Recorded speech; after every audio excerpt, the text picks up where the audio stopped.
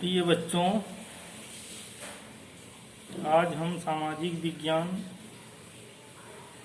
कक्षा 9 के अंतर्गत आपको लघुत्तरी एवं दीर्घोत्तरी प्रश्नों के बारे में बताएंगे।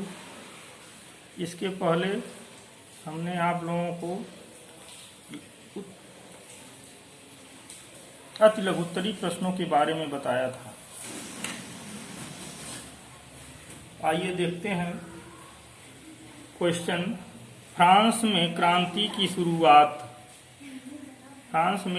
की शुरुआत किन परिस्थितियों में हुई? सन 1774 ईस्वी में लुई 16वां ने राजगद्दी पर संभाली। उस समय फ्रांस 3 स्टेट में बटा हुआ था। तृतीय स्टेट के लोगों ने निम्न कारणों से तंग आकर के फ्रांसीसी क्रांति आरंभ कर दी। कोई भी जनता क्रांति तभी करती है जब उसके खाने के लाले पड़ जाते हैं, जब उसका जीवन तबाह हो जाता है। ऐसी ही परिस्थिति में हर व्यक्ति क्रांति के बारे में सोचता है।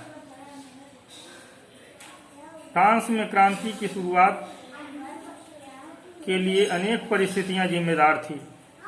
जैसे पहली परिस्थिति, अत्यधिक कर। उस समय वहां की जनता से अत्यधिक कर लिया जाता था।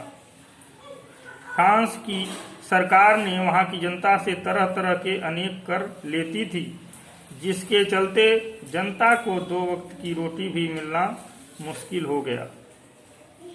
जैसे फ्रांस की सरकार फ्रांस की जनता के खेतों को ले लेती थी, उसके बाद उन्हीं खेतों पे उनसे कृषि कार्य करवाती थी और फिर उसी खेत पर जो कार्य वो लोग करते थे उसी पे उनको कर भी देना पड़ता था।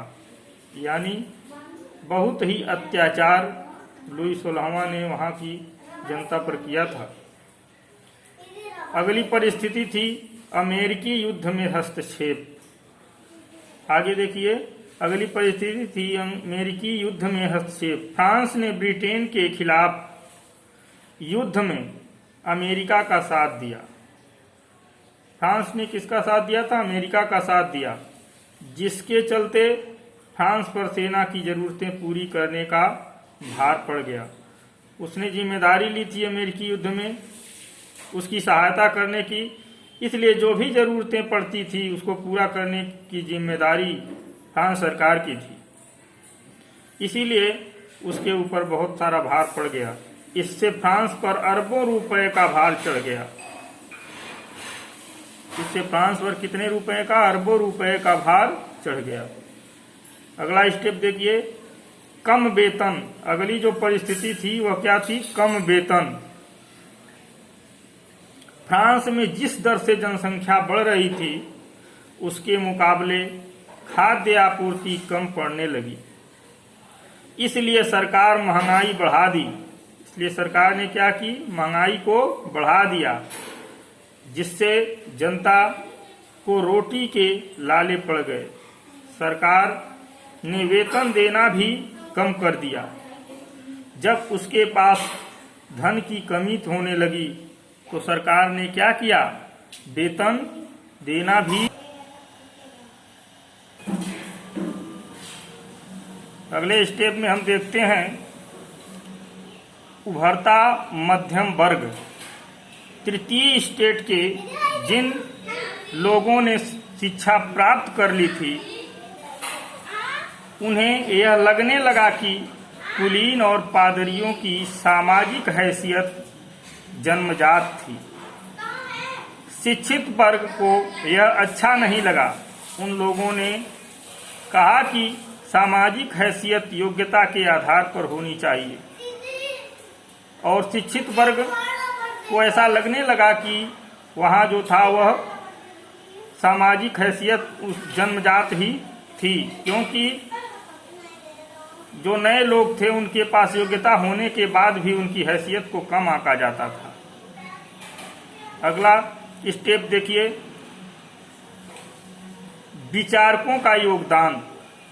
उस समय फ्रांसीसी स्थिति में विचारकों का योगदान भी था। उस समय के कुछ दार्शनिक जैसे जॉन लॉक और रूसो ने स्वतंत्रता, समानता और भाईचारे की बात की, जिससे क्रांति को एक वैचारिक आधार प्राप्त हुआ। विचारकों का मानना था कि स्थिति तभी समझ सकती है जब सभी जनता को स्वतंत्रता मिले, समानता मिले और भाईचारे की बात हो। सब लोग एक दूसरे से मिलाप करके रहें, तभी यहाँ की स्थिति में सुधार आ सकती है। इस प्रकार हम कह सकते हैं कि इन सभी तमाम कारणों से परेशान जनता ने क्रांति का सहारा लिया। यदि उनके सब खाने पीने की व्यवस्था, उनको कोई दिक्कत न होती, कोई अत्याचार उन पर न होता, तो फ्रांस की जनता सरकार के खिलाफ कोई क्रांति नहीं करती। अब इस कड़ी में हम अगला प्रश्न देखेंगे। फ्रांसीसी क्रांति के अंतर्गत प्रश्न नंबर 2 देखेंगे। फ्रांसीसी समाज के किन तबकों को क्रांति का फायदा मिला? कौन से समूह सत्ता छोड़ने के लिए क्या हो गए? मजबूर हो गए। यानी फ्रांसीसी समाज के किन तबकों को क्रांति का फायदा मिला? कौन से समूह सत्ता छोड़ने के लिए मजबूर हो गए? इस प्रश्न को हम आगे इसका उत्तर देखते हैं।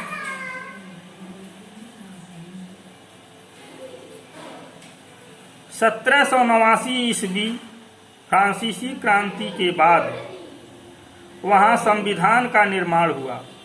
1789 ईस्वी में जब फ्रांसीसी क्रांति आरंभ हुई, उसके बाद वहां एक नए संविधान का क्या हुआ? निर्माण हुआ तथा संवैधानिक राजतंत्र की स्थापना हुई।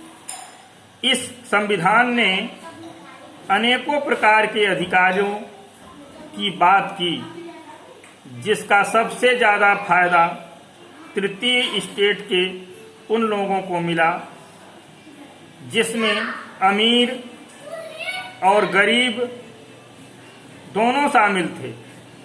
अमीर और गरीब दोनों शामिल थे।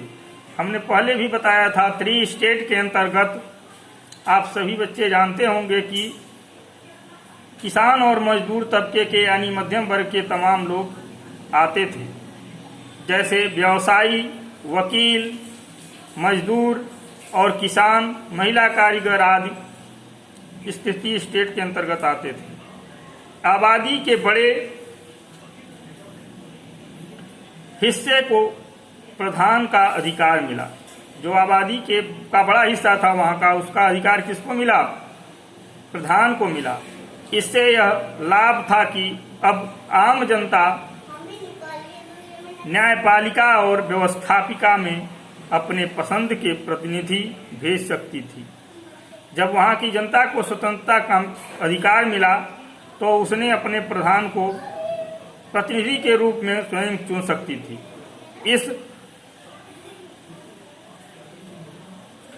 इस प्रकार देखिए, नई व्यवस्था की स्थापना के बाद कुलीन और पादरी वर्ग वहां हमेशा से क्या थे?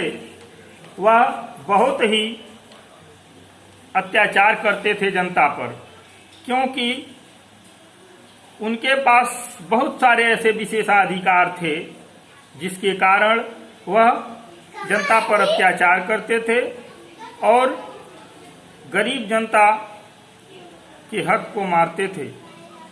इस प्रकार आगे देखिए, कुलीन और पादरी वर्ग